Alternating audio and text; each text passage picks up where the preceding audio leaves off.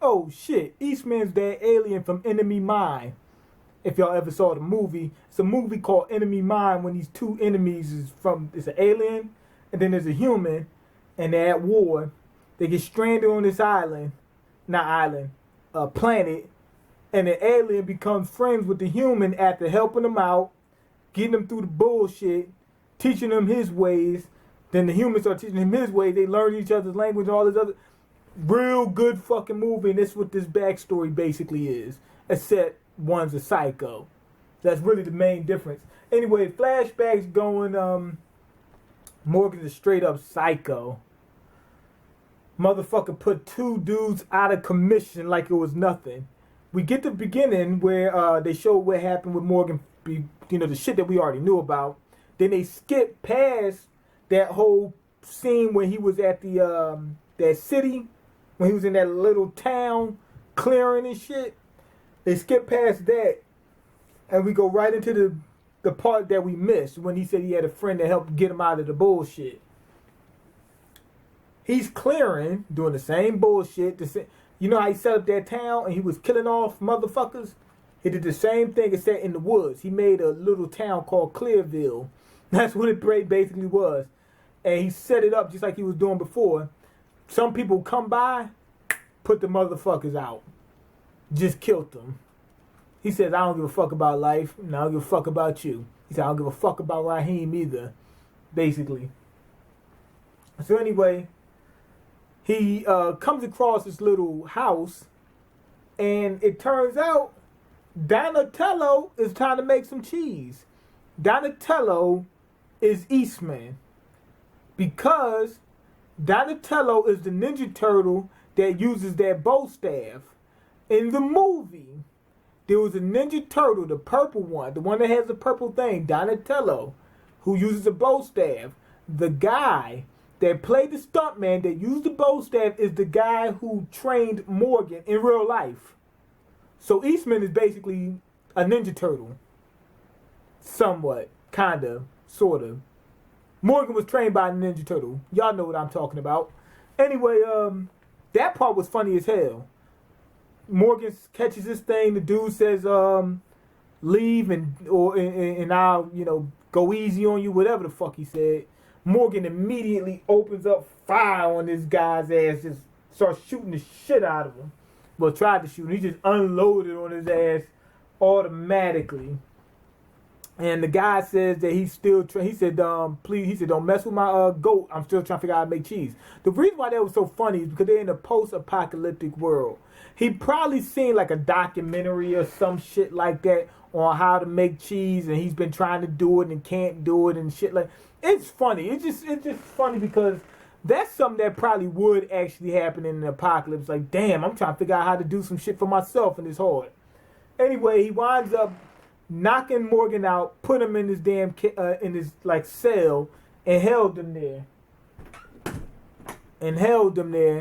And kept talking to him and shit like that. Turns out the dude's a psychiatrist. Exactly what Morgan needed. It was like Sixth Sense. He was basically Bruce Willis trying to help Morgan. Morgan was seeing dead people, so he tried to help him a little bit. That's basically how that worked. He came across the right one. I don't know why the dude was dressed up like he was a damn Shaolin monk at first, and then later on you see him, he got regular clothes, and from then on he just got regular fucking clothes on. Oh well. Anyway, they were talking about their careers. Eastman says he was a psychiatrist, and Morgan says, I'm a clearer. I clear. That part was funny when the dude said, what the fuck does that mean? He said, I'm trying to piece it together. What the fuck is you clear? What does that mean? He said, you're not clear. I can see you. But anyway, the dude, Morgan says, anybody that come near me, walk or otherwise, I fuck them up. And then he says, oh, okay, that's what it is. He said, I will get you. He said, I'm coming for you. He said, you're the main one I want to lick right now. Anyway, Eastman, he lets Morgan out on bail early for good behavior. And it's clearing time. This part had me dying fucking laughing too. He tells him, he said, you can go. He said, the cell's been open this whole time. Morgan was up there trying to escape, was trying to dig under the fucking, it was like Shawshank Redemption. He tried to dig through the fucking wall. You know, he had the little rock hammer, had the poster up, everything. Was trying to dig through the fucking wall. And it turns out the gate was open the whole time. He opens it up, and the guy said, either you can leave or you can stay. He said, if you stay, I'll help you get through this turmoil you're going through. If you leave, he said, you can go ahead and continue clearing whatever the fuck. He said, but I don't want to take anybody's life. Even an animal, I don't want to take its life. And Morgan turned on the motherfucker. It was clearing time. It was like Power Rangers morphin' time. But the dude beat Morgan's ass because he learned Aikido from the Black Power Rangers from the first season. He whooped his ass. He told him, he said, I know hip hop Kido. You know, basically he learned that from the Black Power Ranger. But that part had me dying laughing. You helped this motherfucker out for, I don't know, what was it, a few weeks to a month or something like that. And then he said, you can go ahead, let him out. And the moment he did that, the dude turned on him. That just was funny as hell. But I like how they did that because he didn't just make a full twist. You know, somebody throw a couple words out. You know what? I'm on your side. That wouldn't make any fucking sense. People don't operate like that. It's very rare do you have a person just, you know what? I'm good now. In order for that to happen, usually it take a real traumatic experience to break you. Then it take a real traumatic experience to make you. So this makes sense, and it was funny as hell. It was just as funny as the time when Bob was getting ready to kill Daryl over that damn alcohol. So yeah, that was good. Anyway, after that ass whooping Morgan took, and he talked to the guy long, and he said, "Oh, I can't beat him. Might as well listen to what he had to say." Plus, he was feeling what the dude had to say, you know, but he just kept thinking there was no way out. He wanted to believe him, but he couldn't. That's why he was doing what he was doing. Remember, the dude kept saying, "You're trying to open that door." He was trying to find some closure, some way of rationalizing what happened, but he couldn't. That's what that meant. He finds that Aikido Bible, in the Aikido Bible, they talked about not killing, and most cultures they say don't kill, but then there's certain situations where you can kill, and we try to be the extreme and not kill. I understand what he meant, and I get why Morgan's the way he is. People thought that I was hating on Morgan because he won't kill. No, Glenn doesn't kill either. It's been a couple characters that wasn't, down for that 187. But the problem I had with Morgan is this is still a TV show, and it gets so fucking depressing when motherfuckers make mistakes that hurt other people, constantly, and then they just get too preachy on the same shit. What's that dude? What's the dude? Shit, not Herschel. The other old head. Y'all know what I'm talking about. He was preachy, but he was preaching on different shit. So I never got tired of him. He would say this, then say that. He would be the voice of reasoning with certain shit. Morgan, I can understand what he's saying, but leave motherfuckers alone after a certain point in time. That's what I'm saying. I don't give a fuck what he say or what he, as long as he don't keep harboring on it. And I don't care if he don't want to kill people. Cool. You just be the one that doesn't kill people. Anyway, Eastman, he finally gave Morgan the damn Ninja Turtle staff and everything else like that. He finds out Eastman's story. He was a psychiatrist. He was trying to help this guy.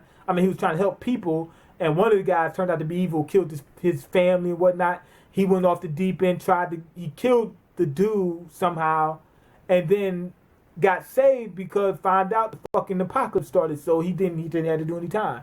So then he was clearing for a minute. He cleared that dude. Then he came back. So Eastman already went through it. So he already know where Morgan is. So that's what that was. That was a good backstory. He ends up getting bit trying to save Morgan's dumb ass, but Morgan froze because the guy that he was getting ready to kill was the guy that he killed before. But I don't understand how the motherfucker's a damn Aikido master. Well, he's not an Aikido master, but a fucking good. He's good with it, and he couldn't beat the damn Walker. He went and got bit. That didn't make no damn sense. I gotta give it. That didn't make no sense. I got to call it what it is. Anyway, he get bit. Morgan tries to go back to clearing. Winds up running across the Walker. Takes the Walker out. Inadvertently helping some people. And they thanked him, and he said, "Damn, maybe there's some good people out there." Talk with Eastman again, and they settled shit. So now that he knows that there really is some good out there, he says, okay, I'm back to normal. So he's still trying to, at this point in time, he's still trying to recover. Because as we see, so I'm going to give him a little bit of leeway, because as we see, when he was on his way to Terminus, he had just left Eastman and had almost reverted to clearing right before then. I mean, this just happened. It just happened. So, him being so preachy, I can kind of deal with it a little bit more now, knowing what it, knowing how recent this shit was. You get what I'm saying? So, okay, I give him a little bit of leeway. So he's still recovering, trying to get shit right. That's what it is. So I'm going to go ahead and give this episode a 4.5 out of 5. I liked it from beginning to the end. I just thought that dumb shit with Eastman didn't make no sense. They set the shit up just to add some meaning to it. The walker that Morgan was supposed to kill was the guy that he killed before, which is the reason why he froze. And Eastman died trying to save him, which in turn made Morgan almost go back to clear, because Morgan was like, this guy was preaching all this good shit and yada yada yada, and it all went for naught, like he was saying before, because the dude died. That's what he wrote on one of the rocks. He said it's all pointless. So all that bullshit, all them transitions he went through was meaningless because he dude wound up dying. Eastman died. But then when he saved those people, he said, damn. He said, there's other people out there that are good. Remember, the people thanked him and gave him the shit? So he said, damn, okay, we lost Eastman, but let's keep moving. That type of deal. That's what it was. And I think he probably rationalized and said, you know what? He died trying to save me. So that's what that situation was. So I'm going to go ahead and give Morgan a little bit of leeway. A little bit. But please, don't make it so fucking annoying. I know in real life people will get annoying, but let's keep in mind this is still a TV show. I still have to watch this shit. I don't want to see him keep, oh my God, you just killed, oh my God, you just killed. That dumb shit. I don't want to see it all the time. Anyway, at the end we find out Rick survived. Why? Because we found out Morgan it looked like he was telling the story to us, but he wasn't. He was telling it to that psycho. The psycho says, I got to kill everybody. He basically said the same thing Morgan said. But remember what Eastman said. He said some psychos just or pure evil won't turn. He says not a lot of them, but it's a couple of them. He doesn't know if that is one of them. You got to give him a chance in order to find out. And if you give him a chance, he got a chance to take you the fuck out. So he said, I got to kill everybody, the women, the babies, the children. He said, fucking Girl Scouts coming to the door selling cookies, got to kill them. That bullshit. But when Morgan leaves and leaves him locked up, trying to pull an Eastman and do the same shit the guy did, he hears Rick says, open the fucking gates. So I heard Rick say that, so I know Rick made it. But I hope in the next episode they don't skip past that. But that was good, so we know Rick made it. I just want to know how he made it. But he said, open the fucking gates. He said, open the fucking gates right now. He said, I ain't playing. He said, if I got to climb up over that fence, I'm going to kill me a motherfucker. So I want Morgan to be the voice of reason. People think that I don't know. That's not the case. Because like I said, I loved Bob. That was my dude right there. Why? Because he was down for that 187, but he wasn't a killer. He was the voice of reason, but he wasn't overly preaching. He tried to keep him on the straight and narrow, but at the same time, he didn't go too far left or too far right. He just said, hey, we're going to do what we got to do, but let's keep our humanity. He was positive, but he was like, fuck it, I'm done, when he got bit. So he was like a good, balanced character. I hope Morgan becomes somewhat like that, where Morgan's like, okay, I'm not going to kill, I'm not that type of dude. I'm going to try to keep being the voice of reason with the group, but I'm not going to sit there and just impose on people. Because once you get to that point, now it's just like fucking aggravating. But anyway, go ahead and leave your comments, like the video, subscribe, because I can't eat. I'm broke, nigga, I'm broke. And you got the power to change that. Peace.